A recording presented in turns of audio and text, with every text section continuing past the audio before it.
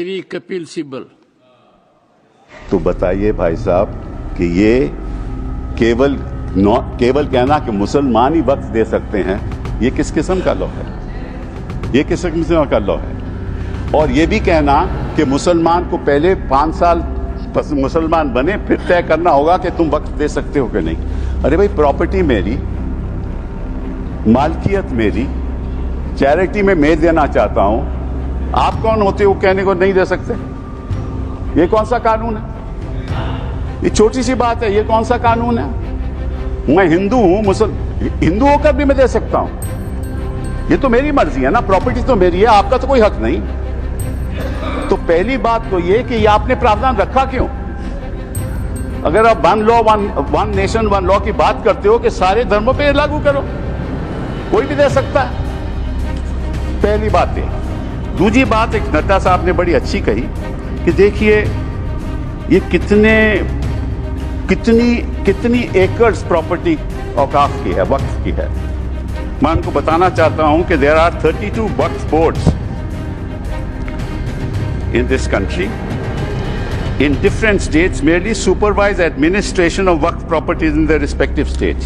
But please note kar lijiye Nada ji, total area of Hindu religious institutions in Tamil Nadu, Andhra Pradesh and Telangana respectively is 4,47,000 in Tamil Nadu, 4,65,000 in Andhra, 87,000 in Telangana, 723 acres with Tirumala Tirupati Devasthanam, and thus it comes to 10 lakh acres only in 4 states.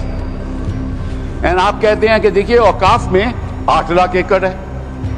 अरे भैया, आपके Hindu temples में भी इतनी संपत्ति है, वहां आप क्या कर रहे हो? वहां आप क्या कर रहे हो? बाकी स्टेट्स में देखो ना। अच्छा, और ये नहीं कि हर धर्म में सुधार नहीं होना चाहिए, सुधार होना चाहिए, मैं आपके साथ सहमत हूं। हिंदू धर्म में भी सुधार लाना चाहिए, लाना चाहिए ना, हिंदू धर्म भी सुधार लाना चाहिए। अंडर हिंदू धर्म, एक मिनट, हिंदू धर्म, मैंने आज तक किसी को टोका नहीं, मैं केवल छोटी सी बात रख रहा हूं आपके सामने। हिंदू धर्म में भी सुधार होना चाहिए। अब हिंदू धर्म के अंतर्गत अगर कोई सेल्फ एक्वायर्ड प्रॉपर्टी हो तो वो अपने बेटों को दे सकता है, बेटी को नहीं दे सकता। कहता है मैं नहीं दूंगा अपनी बेटी को।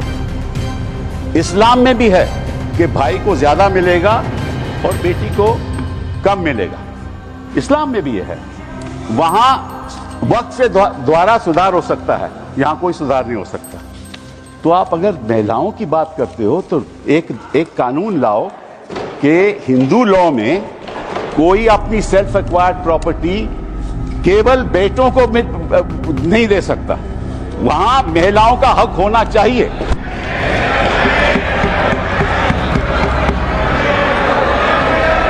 और आप हमें ये आश्वासन दो,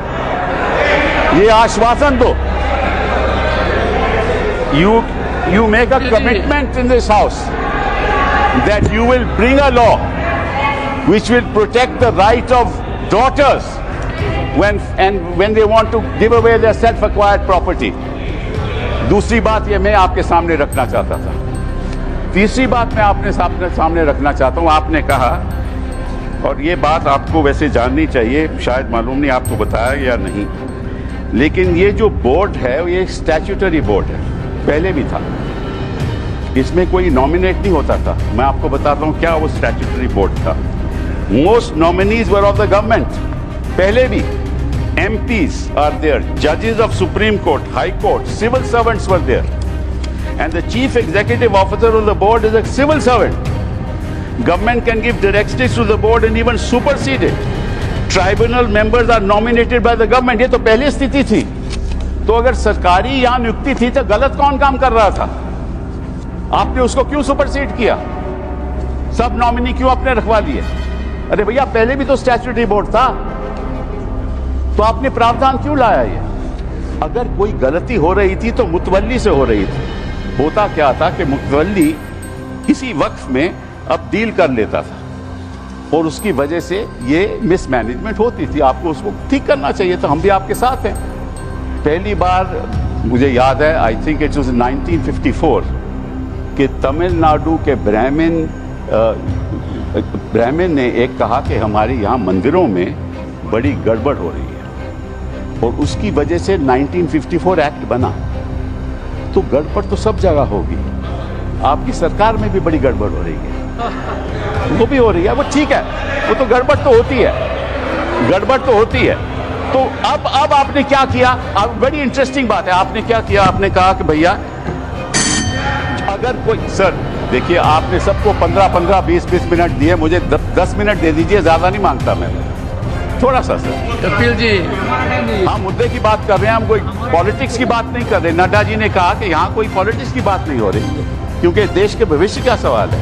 sir therefore the other thing I want to say कि पहले क्या होता था कि ये जो वक्फ प्रॉपर्टी पे इंक्रोचमेंट होती थी, अनऑथराइज्ड इंक्रोचमेंट होती थी, लोगों की अनऑथराइज्ड इंक्रोचमेंट, और सरकार भी इस पर कब्जा कर लेती थी।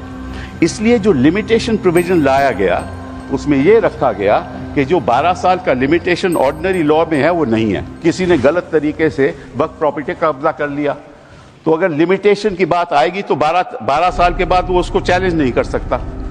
आपने वो वापस लिमिटेशन ले आए, मतलब कि उनका अनऑथराइज्ड कब्जा कायम रहेगा। तो ये तो आप इंक्रोचमेंट्स का साथ दे रहे हो, इंक्रोचर्स का साथ दे रहे हो। मतलब कि जो वक्फ प्रॉपर्टी में गलत कब्जा हुआ है वो कब्जा वैसे ही रहेगा क्योंकि 12 साल बीत जाएंगे। ये किस किस्म का प्रावधान आप लाए हो? आप प्रोटेक्ट कर रहे हो वक्फ प्रॉपर्टी को कि इंक्रोचमेंट्स को प्रोटेक्ट कर रहे हो? फिर साथ साथ में आपने ये कह दिया कि district magistrate has the full power to decide as to whether it is work property or not. This is what you have said. Now, what inquiry will the district magistrate have in that case? He will decide on his own, and his decision is final. You were talking about Article 21 of the Constitution and said कि ये जो वक्फ जो council है इनका decision कैसे final हो सकता है, वक्फ बोर्ड का डिसीजन कैसे फाइनल हो सकता है, ये तो चैलेंज ही नहीं हो सकता in a civil court. Which decision of the district magistrate will you challenge in a civil court? You have said in this law that the decision of the district magistrate is final. And when he decides that this property is not waqf property, that cannot be challenged till he gives a final decision. So you can't deal with that property. You give finality to it. और वो जो आपने रखी है बात कि ये जो इंडाउमेंट्स हैं, ये जो वक्फ है, इसकी जो ट्राइब्यूनल की डिसीजन है ये फाइनल रहता है, ये आपने कहा ना। नो, अगर वो वक्फ ट्राइब्यूनल का डिसीजन फाइनल रहता है तो सिविल कोर्ट को तो कोई हक नहीं उसको चैलेंज करने के लिए। यही बात हिंदू इंडाउमेंट्स एक्ट में है। हिंदू इंडाउमेंट्स एक्ट में जो उनका मैनेजमेंट है उसका डिसीजन फाइनल है। Thank you Kapil. तो अगर हिंदू इंडाउमेंट्स का डिसीजन फाइनल है वो तो आपको कोई आपत्ति नहीं, यहाँ ट्राइब्यूनल का डिसीजन फाइनल है तो आपको आपत्ति है। Thank you Kapil ji. ये है sir. Thank you sir. Sir last one. Shri 1 second sir, last 10 minutes sir, last sir, okay last sir. The only, देखिए ऐसा है 2014 के बाद आपके पास टाइम बचा ही नहीं है Sanjay ji.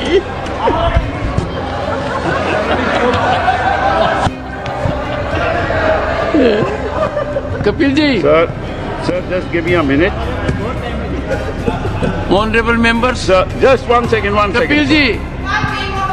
One second, sir. 1 second. What is the fact of the matter is the problem. 1 second, Kapil ji. Honorable Parliamentary Affairs Minister.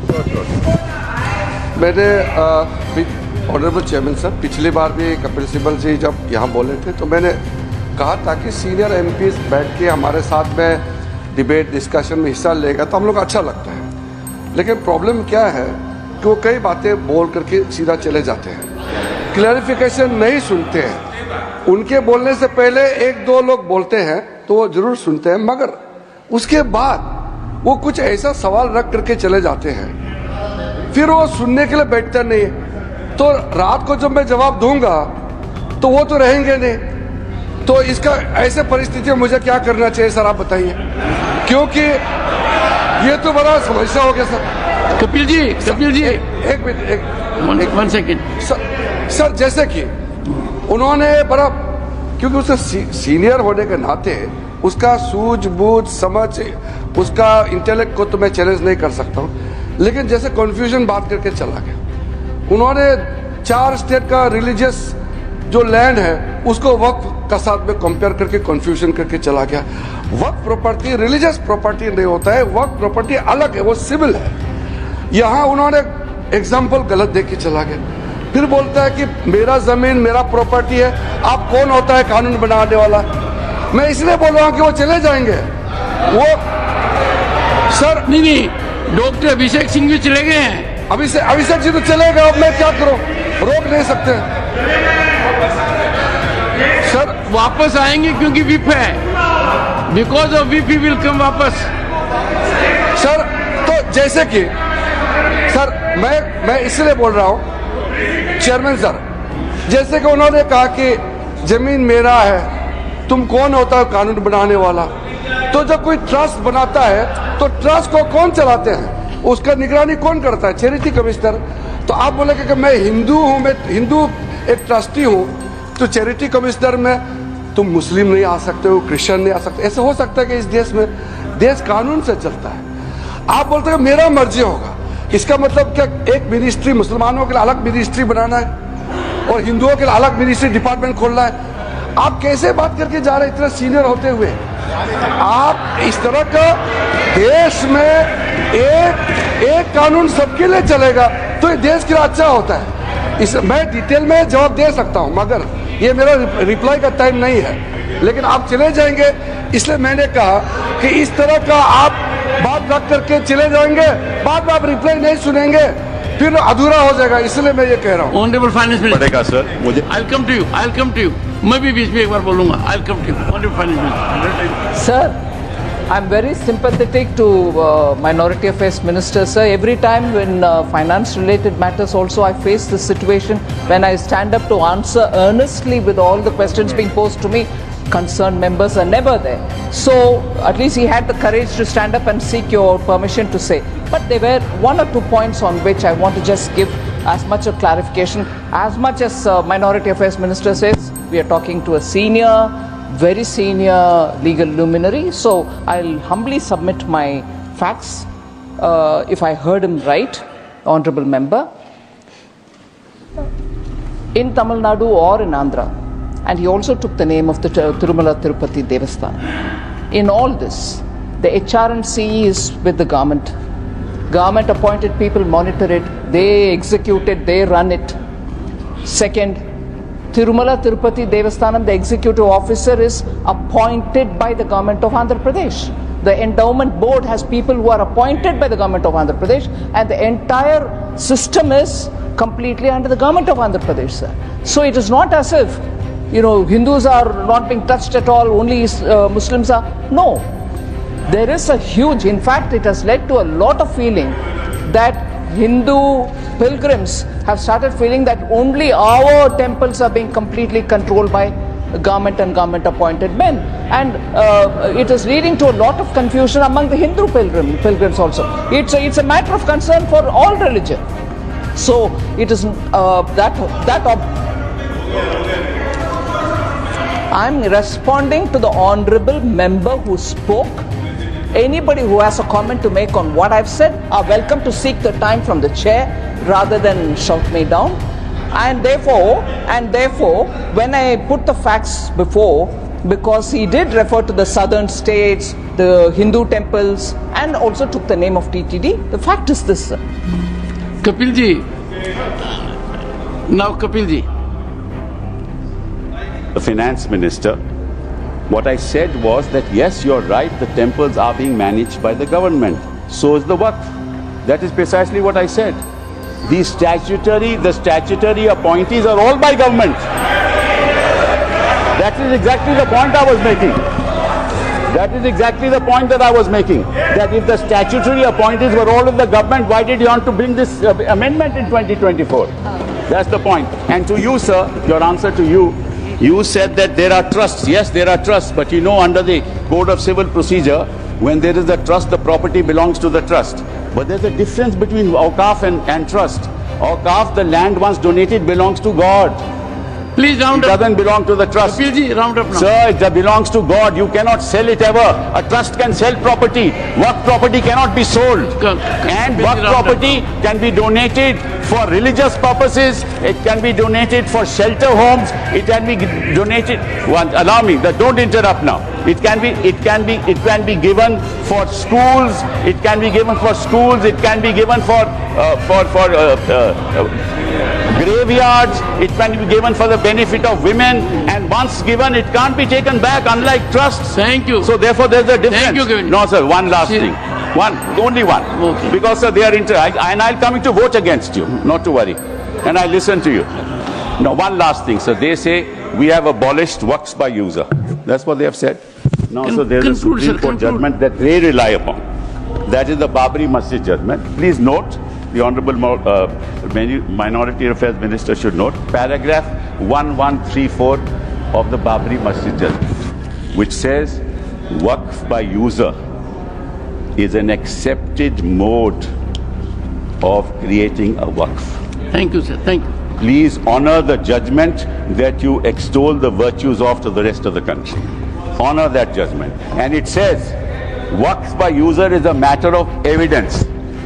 And in fact, waqf by user is established pursuant to the board, that is the board, statutory board, sending out special people who are assessors as to whether in fact this is an actual waqf or not. Thank you, And these Kapil are ji. specialists. Thank Sir, you. he must Thank know, you. he's the Thank you. minister, Thank he you. must know the facts Thank before he makes a statement. Thank you. Thank you. These are specialists. You Before have I abolished the call- specialists. Shri Now the district management will decide, and what will happen? Kapil ji, you have said, you made your No, point. but this is not Thank fair, you. sir. Thank This you. is not fair. Thank you. They interrupted without knowing what an actual waqf is. Kapil They have ji, no thank- knowledge of what a waqf Oh, is. oh, oh. He is You are- comparing it with a trust. Waqf is not a Shri trust at Harish all. Biran- Sir, just 1 second. Last. No, no. 1 minute. Kapil ji. Only 1 minute, Look sir. at- Only, not more No, than 1 no, minute. no, Kapil Sir, ji. 1 minute. Kapil ji. 1 minute. 1 minute. Kapil ji, you have diverted yourself. No, you diverted.